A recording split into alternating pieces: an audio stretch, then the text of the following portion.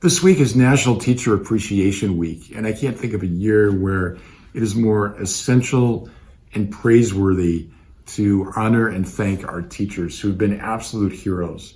There's been no school year like this past one with the pandemic and all of the challenges and obstacles that it presented. So here's just a few things that our teachers had to do either for the first time or in an absolutely novel way because of the challenges of COVID. Teach online, teach in person and online at the same time. Use all kinds of new learning programs. Shift between in-person and online learning due to quarantines. Completely switch their lessons to new formats. Act as contact tracers for COVID exposure. Learn new skills for making students feel safe and dealing with heightened anxiety, depression, and trauma in their students. Individualize lessons for all kinds of learners. Go the extra mile, working 12 to 16 hours a day to deliver work to families without internet, check on students who are disengaged online, and communicate with home. Completely change their teaching schedules to allow the spacing of students. Teach all day, usually 4 hours without a break, while wearing masks. Remind students endlessly to put up their masks, wash their hands, keep their distance. Deal with differing parental views and all of the above.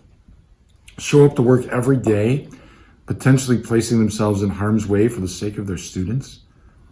Cover extra lunch duty, playground duty, and other teachers' classes. Show compassion, empathy, and true love for their students.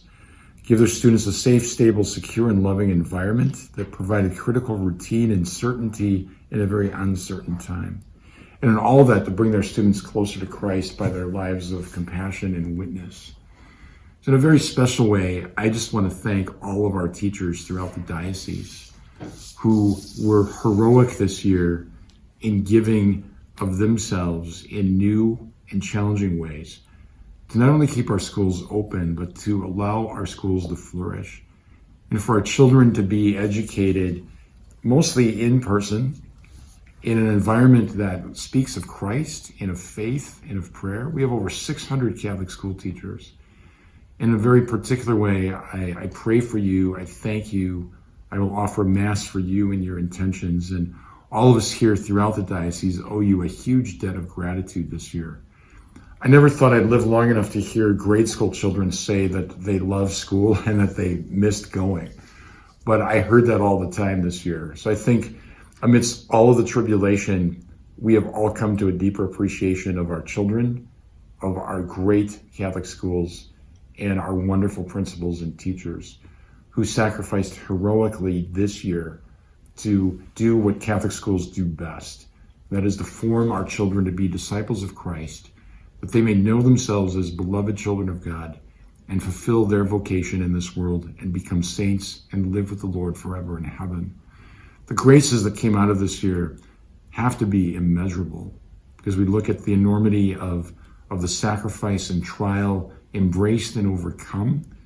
And so the greater the cross, the greater the glory. The more the tribulation, the more fruitfulness that will come from that. So to every single one of our Catholic school teachers, I say thank you and know of our appreciation and gratitude.